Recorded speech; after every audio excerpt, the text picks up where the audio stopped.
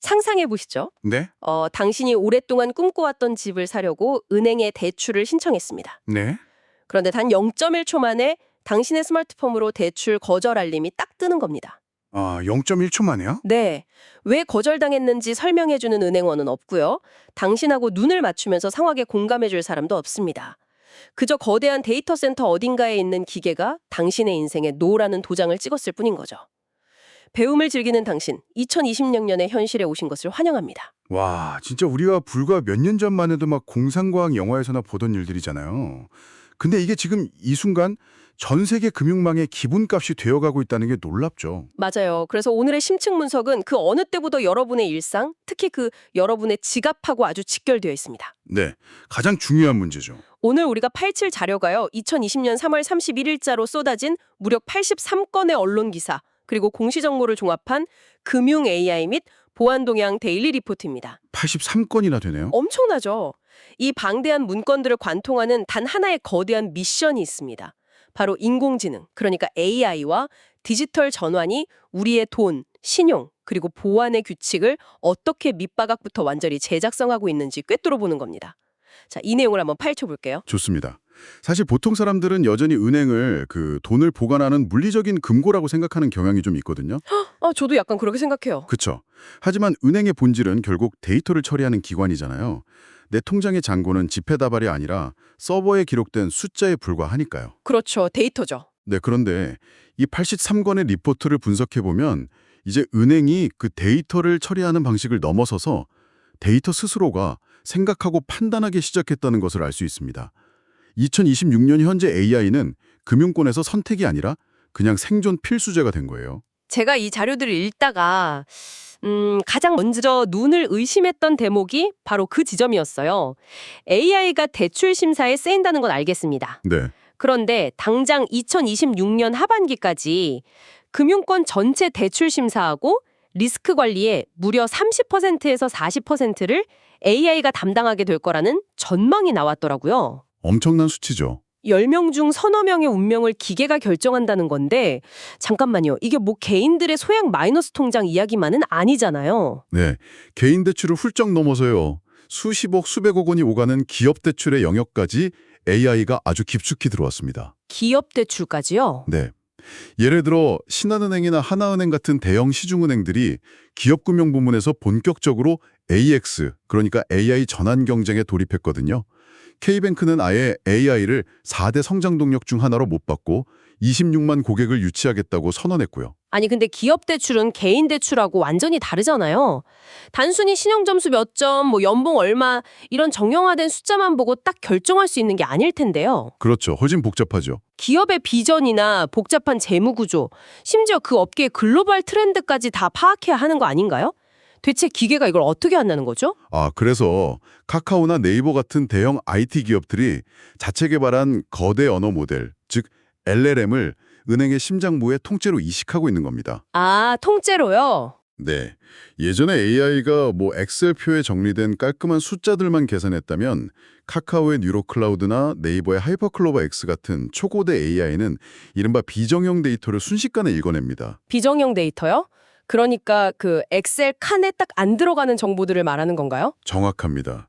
예를 들면 해당 기업의 대표가 과거에 했던 인터뷰 내용의 어떤 어조라든가 인터넷에 산지한 수만 건의 글로벌 경제 뉴스, 소셜미디어에서 그 회사 제품에 대해 사람들이 막 쏟아내는 불만 섞인 댓글들, 와, 그런 것까지요? 네, 심지어 지구 반대편에서 발생한 공급망 차질에 관한 외국어 기사까지 싹 다요. 인간 심사역 10명이 일주일 밤을 새워도 다 못 읽을 분량의 텍스트와 맥락을 AI는 단 몇 초 만에 소화하고 분석해서 리스크 확률을 딱 계산해냅니다. 와, 듣고 보니까 이건 마치 거대한 항공모함이 막 바다를 항해하고 있는데 멈추지도 않은 채로 선원들이 배 밑바닥으로 내려가서 기존 엔진을 뜯어내고 최첨단 양자 엔진으로 통째로 교체하고 있는 격이네요? 네, 비유가 아주 적절하네요. 그 항해의 속도가 인간의 한계를 넘어섰기 때문에 엔진 교체는 피할 수 없는 선택이었습니다. 그럼 여기서 정말 흥미로운 부분은요. AI가 수십억 원이 오가는 기업 대출을 혼자 결정한다면 우리는 결국 이 속을 알 수 없는 블랙박스에 우리의 자본을 온전히 다 맡기고 있는 거 아닐까요? 여기서 매력적인 포인트는 바로 그 속도입니다. 토스증권의 실시간 이슈 AI 뉴스 큐레이션이나 핀다의 AI 솔루션 도입 사례를 보면 그 이유가 아주 명확해지거든요. 속도 때문이라는 거죠? 네, 전 세계 금융시장은 이제 초단위로 움직입니다. 인간의 인지 능력으로는 이 엄청난 정보의 폭포를 도저히 감당할 수가 없어요. 즉, 금융권이 AI라는 거대한 블랙박스에 의존하는 이유는 그들이 막 기술을 맹신해서가 아니라 데이터의 압도적인 양과 속도 앞에서 사실상 다른 대안이 없기 때문입니다. 아, 정보의 폭포라는 말이 진짜 딱 와닿네요. 그런데 이렇게 AI가 인간의 두뇌를 초월해서 막 수백억짜리 심사 서류까지 순식간에 처리해버린다면 당연히 이런 질문이 따라오거든요. 어떤 질문이죠? 그럼 은행에서 인간은 이제 완전히 짐을 싸야 하는 건가? 아, 다들 걱정하는 부분이죠. 네, 그런데 제가 오늘 자료를 꼼꼼히 뜯어보다가 정말 기막힌 모순을 하나 발견했습니다. 인간이 쫓겨나기는커녕 아주 비싼 값을 치르고 다시 불려오고 있더라고요. 네. 리포트에 나타난 그 투자의 양극화 현상을 말씀하시는 거군요. 네, 한번 들어보세요. NH농협이 최근에 리벨리온이라는 AI 반도체 스타트업에 무려 100억 원을 쏟아부었습니다. 초고성능 AI 뇌를 만드는데 엄청난 돈을 투자한 거죠. 그렇죠. 그런데 아주 같은 시기에 이 NH농협은 이미 은퇴한 70세가 넘은 고액 성과급 파직 은행원들을 다시 재채용했습니다. 그럼 이게 대체 무슨 의미일까요? 최첨단 AI 칩을 막 사들이면서 동시에 백발이 성성한 70대 뱅커를 다시 모셔온다니요. 이 현상을 더 큰 그림과 연결해 보면 아주 재미있습니다. AI가 99%의 일상적인 금융 업무와 복잡한 연산을 장악할수록 AI가 절대 할 수 없는 나머지 1%의 가치가 그야말로 천정부지로 치솟고 있는 겁니다. 그 1%가 뭔데요? 바로 관계와 신뢰, 그리고 예외 상황의 처리입니다. 예외 상황이요? 네, 대출 확률을 딱 계산하는 건 당연히 기계가 더 잘합니다. 하지만 VIP 고객의 복잡한 가족사라던가 상속 문제로 얽힌 아주 미묘한 갈등, 또는 장기적인 사업 파트너로서의 어떤 유대감 같은 것들은 데이터로 치환할 수가 없거든요. 아, 확실히 그런 건 기계가 못하죠. 만약 수백억 원의 자산 관리에 딱 문제가 생겼을 때 고객은 우리 알고리즘이 0.01%의 오차를 냈습니다. 라는 차가운 기계의 알림창을 보고 싶어 하지 않습니다. 화만 더 나겠죠? 맞아요. 내 상황을 이해하고 내 눈을 맞추며 때로는 함께 책임져 줄 사람을 원하죠. 결국 70대 베테랑 은행원들이 가진 그 수십 년의 끈끈한 인맥과 인간적 통찰력은 그 어떤 초거대 AI로도 복제할 수 없는 가장 비싼 프리미엄 상품이 된 겁니다. 와, 결국 AI 시대가 고도화될수록 인간이 제공하는 온기가 최고의 사치품이 된다는 거군요. 자료를 보면 신한은행도 광주의 신한학위제라는 공간을 열었다고 나오잖아요. 네, 디지털 교육 공간이죠. 네, 디지털 기기 조작을 좀 두려워하시는 고령층 같은 소외계층에게 사람이 직접 AI 기반 금융교육을 해준다고요. 반면에 하나금융은 인천공항에 AI 테마파크를 조성해서 로봇하고 AI가 결합된 물리 AI를 막 실증하고 있고요. 맞아요. 한쪽에서는 막 로봇 테마파크를 짓고 한쪽에서는 할머니, 할아버지들 손을 잡고 스마트폰 보는 법을 알려주는 이 대비. 이게 2026 금융의 진짜 얼굴이네요. 완벽한 이중구조죠. 효율성은 기계에게, 신뢰와 포용은 인간에게 맡기는 구조가 완성되어 가는 셈입니다. 하지만 이 구조가 완벽하게 돌아가려면 한 가지 대전제가 꼭 필요합니다. 어떤 거죠? 바로 인간과 기기가 상호작용하는 이 거대한 디지털 금고의 안전입니다. 리포트의 보안 섹션으로 딱 넘어가 보면 그 안전이 지금 뿌리채 흔들리고 있다는 것을 알 수 있거든요. 아, 맞아요. 따뜻한 인간미 이야기하다가 여기서 갑자기 등골이 서늘해졌어요. 이 혁신적이고 똑똑한 기술이 우리를 지켜주는 게 아니라 범죄자들의 손에 들어가서 상상 초월의 무기가 되고 있다는 거잖아요. 네, 정말 심각한 문제죠. 예전 보이스피싱은 뭐 약간 어눌한 목소리로 서울지방검찰청 수사관입니다 하면서 겁을 주는 수준이었잖아요. 그렇죠. 다들 속으로 웃었죠. 네, 그런데 태국이나 캄보디아 등지에서 적발된 이 최근 조직들의 수법을 보니까 와, 이건 완전히 차원이 다릅니다. 생성형 AI와 딥페이크 기술이 범죄에 완벽하게 동화되어 버렸거든요. 이제 사기꾼들은 불특정 다수에게 무작위로 전화를 걸지 않습니다. 타겟팅을 한다는 거죠. 네, 소셜미디어에 올라온 당신의 가족 혹은 직장 상사의 목소리 샘플 단 몇 초 분량만 딱 있으면 그 목소리의 억양과 톤을 AI로 완벽하게 복제해냅니다. 그리고 당신에게 전화를 걸어서 나 지금 사고가 났어. 급하게 돈 좀 보내줘. 라고 말하죠. 진짜 내 가족의 목소리로 말입니다. 와, 소름 돋네요. 그래서 기업들도 가만히 당하고만 있진 않더라고요. 자료에 등장한 방어 기술들이 꽤 흥미롭습니다. 어떤 게 있었죠? GTG 코리아는 실시간 위험 기반 AI 신원 검증 솔루션을 내놓았고요. 또 LG 플러스는 통화 중에 감정 분석을 통해서 보이스피싱을 탐지하는 기술을 실증 중이라고 하더라고요. 그 LGU 플러스 기술을 예로 들어보면요. 단순히 통화 내용 중에 계좌번호나 비밀번호 같은 단어가 나오는지만 몰래 듣는 게 아닙니다. 아, 단어만 잡는 게 아니에요. 네. AI가 통화하는 사람의 목소리 파형을 아주 미세하게 분석해요.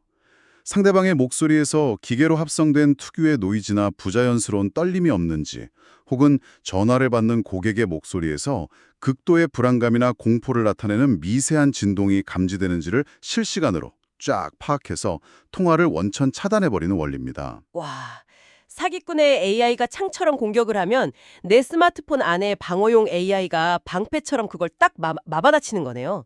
인간이 개입할 틈도 없이 지게들끼리 허공에서 막 치열하게 칼싸움을 벌이는 것 같습니다. 네, 완벽한 AI 대 AI의 싸움이죠. 그런데 이 방패가 아무리 단단해져도 그 양자구명 기사를 보면 한숨이 절로 나옵니다.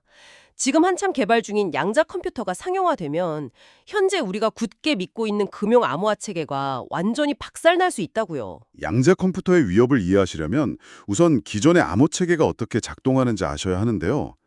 현재 우리가 쓰는 은행 비밀번호나 인증서 암호는 사실 굉장히 풀기 어려운 수학 문제로 잠겨있는 자물쇠라고 보시면 됩니다. 아, 복잡한 수학 문제요? 네, 슈퍼컴퓨터로 이 자물쇠 비밀번호를 처음부터 끝까지 하나하나 대입해서 풀려면 막 수백만 년이 걸리기 때문에 우리는 안전하다고 믿는 거죠. 그러니까 0000부터 9999 그 이상까지 일일이 다 쳐봐야 하니까요. 맞습니다.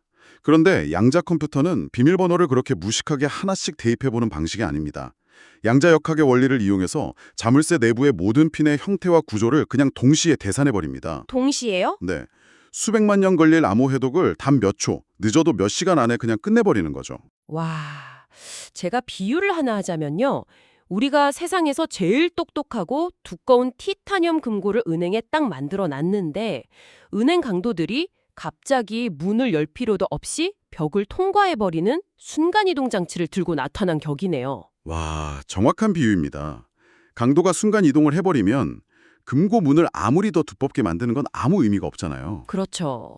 그래서 현재 전 세계 주요 은행들이 2027년 도입을 목표로 포스트 양자 암호화, 즉 PQC라는 새로운 방어벽을 구축하려고 아주 서두르고 있는 겁니다. 이건 양자 컴퓨터의 그 동시계전 능력으로도 도저히 뚫을 수 없도록 완전히 새로운 수학적 난제를 적용한 자물쇠거든요. 사정이 막 이렇다 보니 허성무 의원이 사후 처벌이 아니라 아예 선제적으로 차단하는 것을 핵심으로 한 SNS 피싱법을 발의했다는 기사도 리포트에 포함되어 있더라고요. 네, 법적인 움직임도 있죠. 네, 하지만 솔직히 말해서 저는 좀 회의적입니다. 양자 컴퓨터가 순간이동으로 해킹을 시도하고 딥페이크가 실시간으로 얼굴과 목소리를 바꾸는 이 무시무시한 속도를 과연 법이나 규제가 따라잡을 수나 있을까요? 이 지점에서 아주 중요한 질문이 제기됩니다.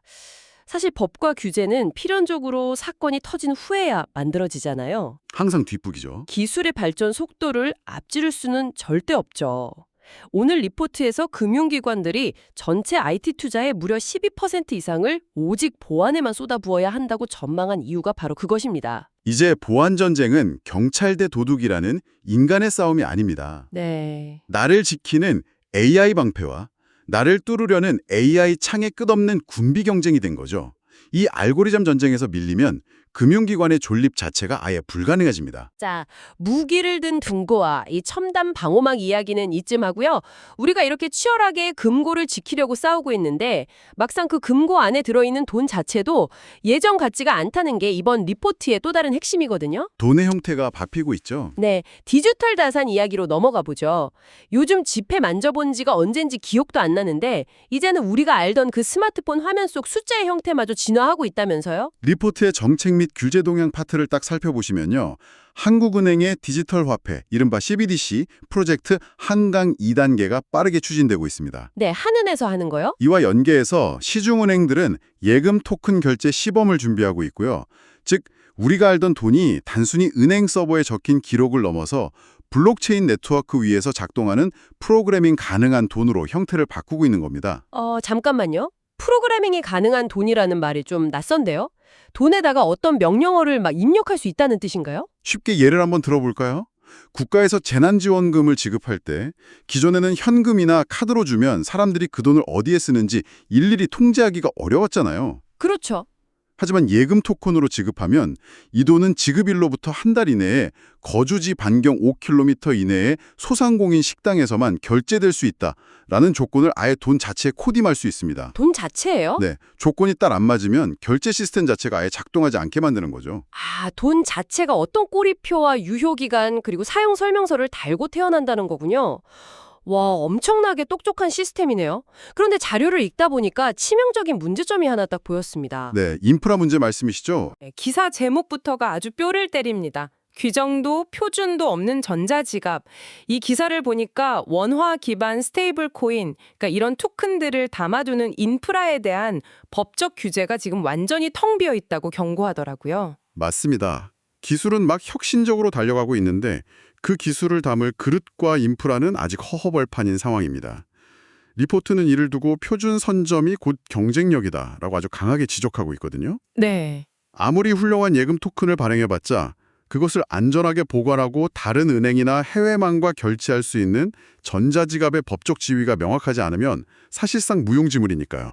와, 제가 제 입장에 한번 대입해 보니까 이 상황이 얼마나 황당한지 체감이 확 되더라고요. 어떻게 와닿으셨나요?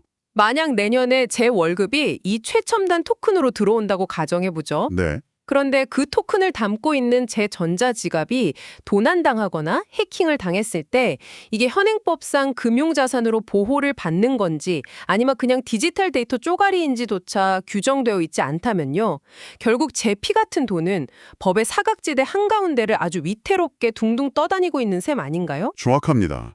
그 불안감이 바로 시장의 불확실성을 키우는 핵심 요인이죠.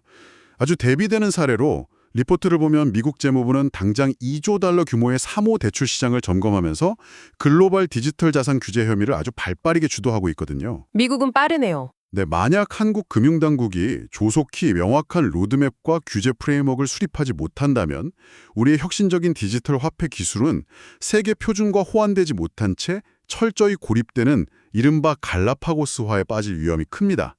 아무리 빠른 스포츠카를 멋지게 만들어도 도로교통법하고 신호등 체계를 만들지 않으면 결국 동네 공터에서만 달려야 하는 꼴이 되니까요. 아, 진짜 그러네요. 혁신의 엑셀을 끝까지 밟으려면 역설적으로 그만큼 튼튼한 브레이크와 명확한 차선이 그려져 있어야만 하는 거군요. 맞습니다. 자, 오늘 우리는 이 방대한 리포트를 통해서 참 많은 곳을 여행했습니다. 무려 30%가 넘는 기업 대출을 심사하는 차갑고 무심한 AI부터 인간의 신뢰를 보기로 화려하게 귀환한 70대 베테랑 뱅커, 그리고 양자 컴퓨터라는 순간이동 강도를 막아내기 위한 숨막히는 알고리즘 전쟁, 법의 사각지대에 놓인 프로그래밍 가능한 돈까지 말이죠. 참 많은 변화가 일어나고 있죠. 네, 배움을 즐기는 당신, 이 모든 이야기가 결코 머나먼 실리콘밸리나 여의도 증권가 사람들만의 전유물이 아닙니다. 당장 내일 여러분이 스마트폰으로 전세 대출을 알아볼 때 그 한도를 결정하는 것은 바로 AI일 것이고요. 부모님께 걸려온 의심스러운 전화에 미세한 떨림을 차단해 주는 것도 AI 방어막일 것입니다. 2026년 지금 이 순간 여러분의 자산과 신원이 처리되는 모든 규칙이 실시간으로 급격하게 재편되고 있습니다. 네. 이 변화의 흐름을 정확히 아는 것만이 개인의 자산을 지키는 가장 강력한 힘이 될 겁니다. 자, 오늘 이 흥미진진한 탐구를 마치기 전에요. 제가 여러분이 스스로 고민해 볼 만한 질문을 하나 던지고 싶네요. 오, 어떤 질문이죠? 오늘 리포트 구석에 짧게 언급되었지만 그냥 지나칠 수 없는 내용이 하나 있었습니다.